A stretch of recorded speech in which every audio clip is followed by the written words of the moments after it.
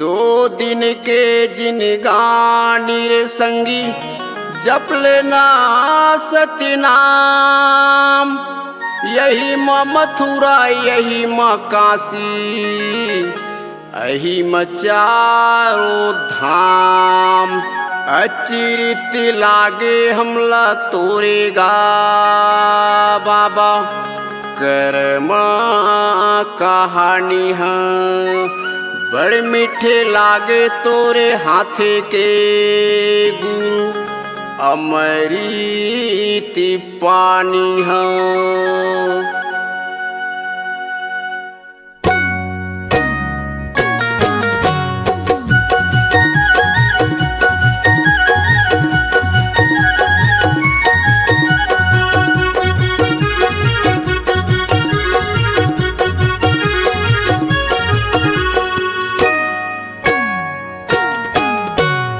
अचरित लागे हमला तोरेगा बाबा करे माँ कहानी हाँ।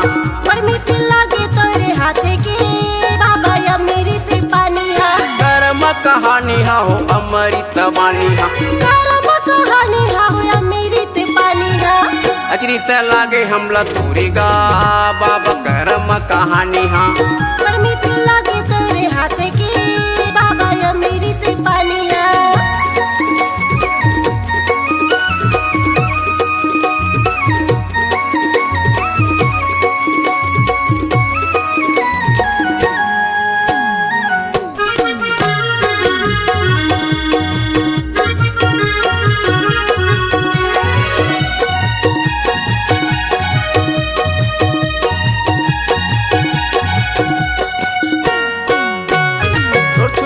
निर्मल हो गए बिगड़े तरियक पानी हाँ बिगड़े तरियक पानी हाँ।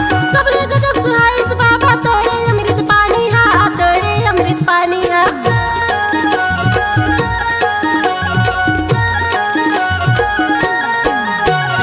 तो छुए मन निर्मल हो गए बिगड़े तरियक पानी हाँ बिगड़े तरियक पानी हाँ। सब लोग जब सुहाइस बाबा तोरे अमृत पानी हाँ तोरे अमृत पानी हाँ। तोरे अमर कहानी हाँ हो तोरे अमर कहानी हाँ।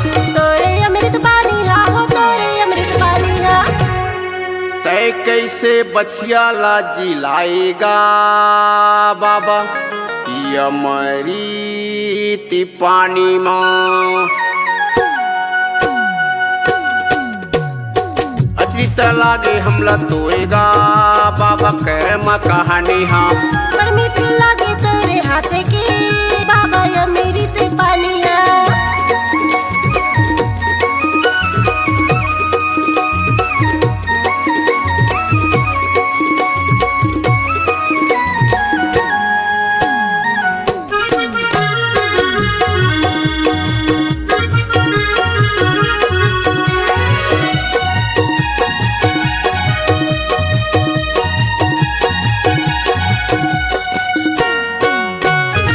जंगल मधुनी बरगे दग दग ले अंजोर दग दग ले अंजोर।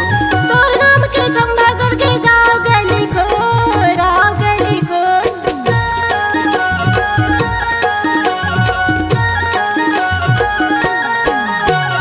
ओ जंगल मधुनी बरगे दग दग ले अंजोर दग दग ले अंजोर। तोर नाम के खंभा करके गाँव गली खोर गाँव गली खोर। दग दग ले अंजोर बाबा दग दग ले अंजोर। गाँव गली खोर बाबा गाँव गली खोर। तय कैसे सफुराला जिलाएगा बाबा ये अमृत पानी माँ। अचरित लागे हमला तोरेगा बाबा करे माँ कहानी हाँ। बड़ मीठी लागे तोरे हाथे के बाबा अमृत पानी हाँ। कर्म कहानी हाँ हो अमृत वाणी हाँ। कर्म कहानी हाँ हो अमृत पानी हाँ। अचरित लागे हमला तोरेगा बाबा कर्म कहानी हाँ।